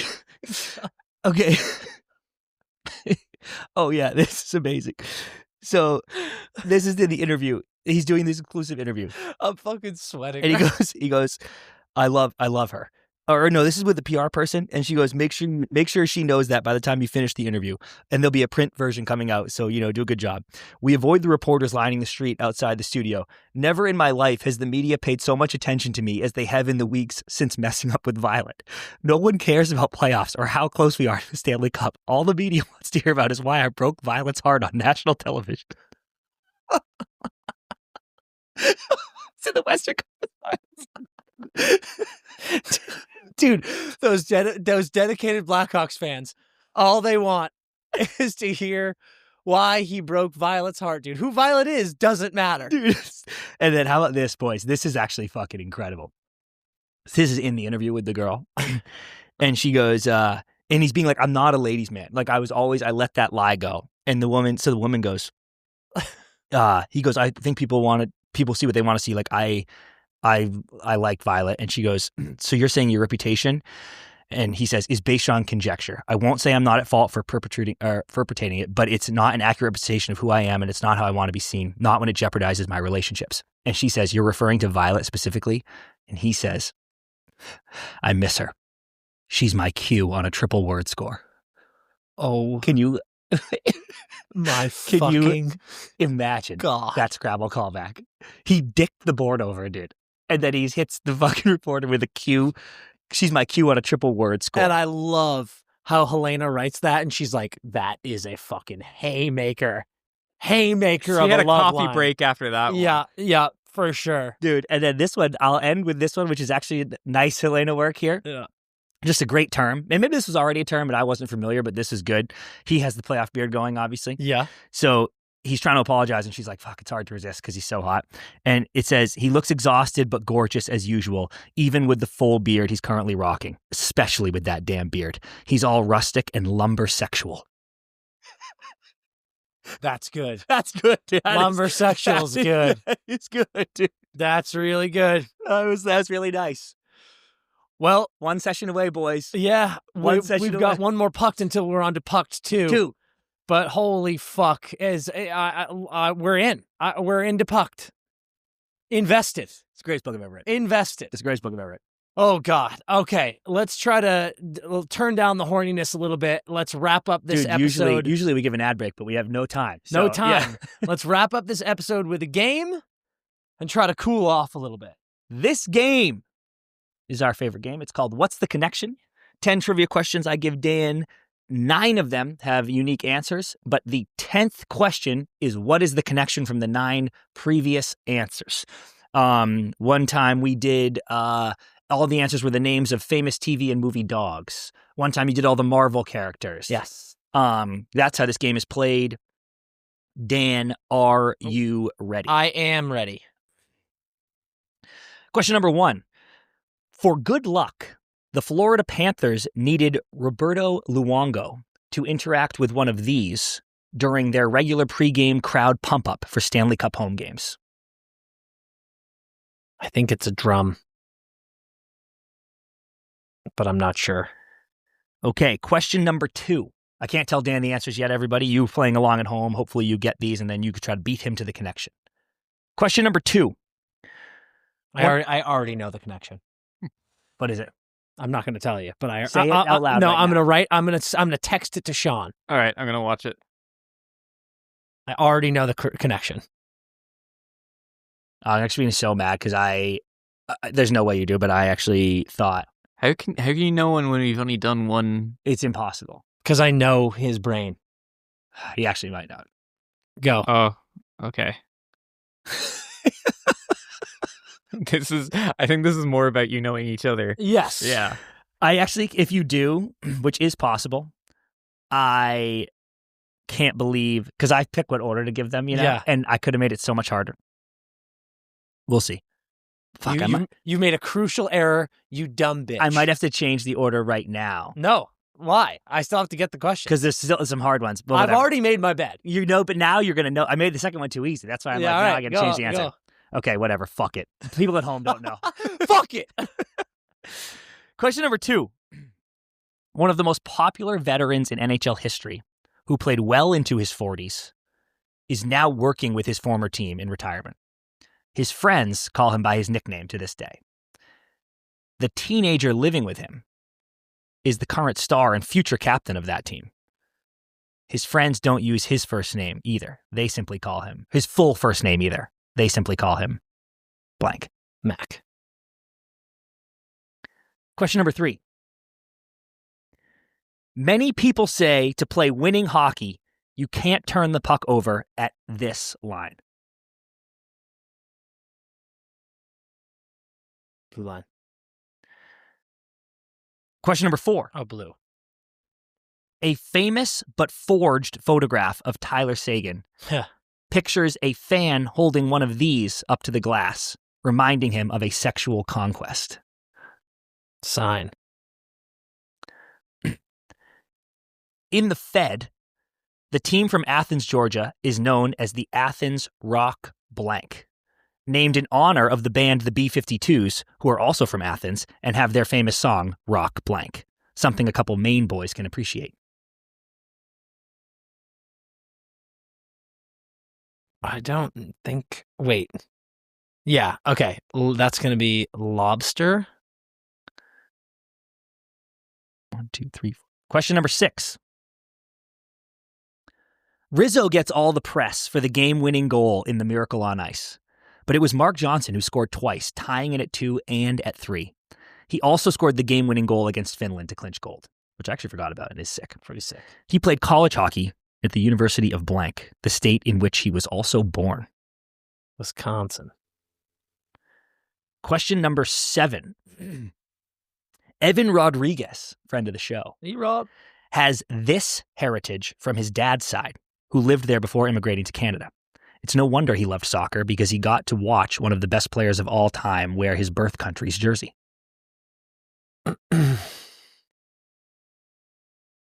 The answer is the country. He has this heritage, but yeah, sure. Okay. I think it's Portuguese. Question number 8. In the inaugural season of the PWHL, this woman on the Toronto Scepters led the league in goals and points. She has 2 Olympic gold medals for Canada and was the IIHF 2024 Player of the Year.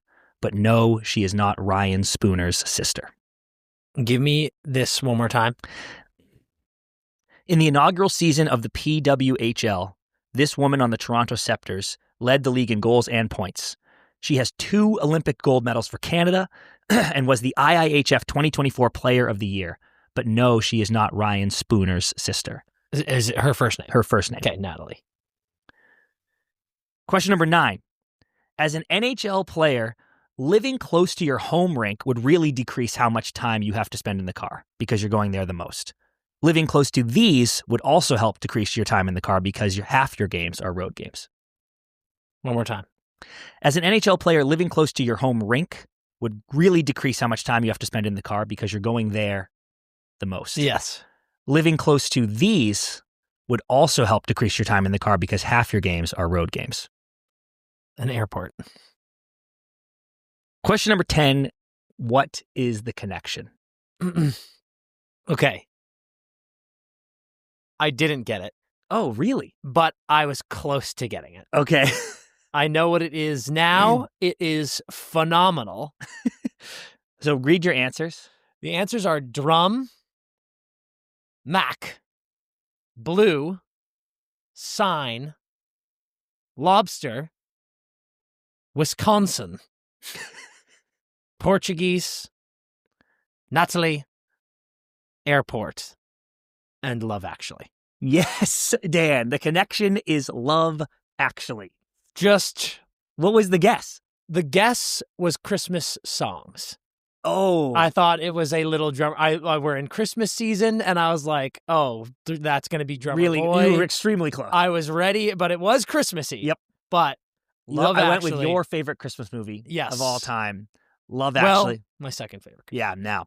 I thought you were going to get it right away because I knew this was your favorite Christmas movie, and I was actually talking about Love Actually before you got here. If I got it off of drum, that's why I was that like, would be what? Insane. But I was just thinking, like, maybe you were thinking Christmas movie, and you were like, he knows I love Love Actually, and obviously the drums is such a huge part. Billy Mack, do you know Blue? Yeah, it's the band. Blue is the band that he beats. They've all got little pricks. Yeah. Dude.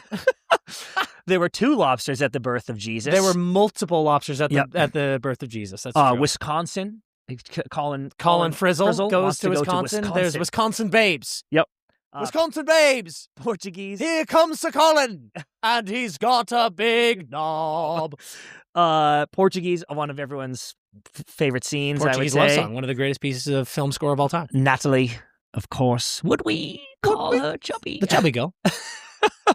And then airports. How Richard scene. Curtis got the idea. He saw people reuniting at airports. Incredible. Chris, fucking phenomenal job. Well, folks, we gave you a lot of hot ice. We gave you a lot of hot literature. And then we gave you a hot movie to watch. There's some hot sex in that film. It's really fantastic. Incredible episode. CP's rocking one of our newest hats. It's the Christmas season. I know that you all need gifts. Give your loved ones the gift of Empty Netters apparel. We've got amazing stuff. Go to the store. Subscribe to the YouTube. Please, please, please give us 5-star reviews. Follow us on everything. We love you so much. Also, for this holiday season, share the Empty Netters podcast with a friend of yours who loves hockey or who loves podcasts, or both. Or horny books. Unbelievable. That's it for us this week at the Netters Podcast. We love you guys so much. We will see you next week. And while you are enjoying your weekend, look at Chris's hat and do one thing. Skate hard.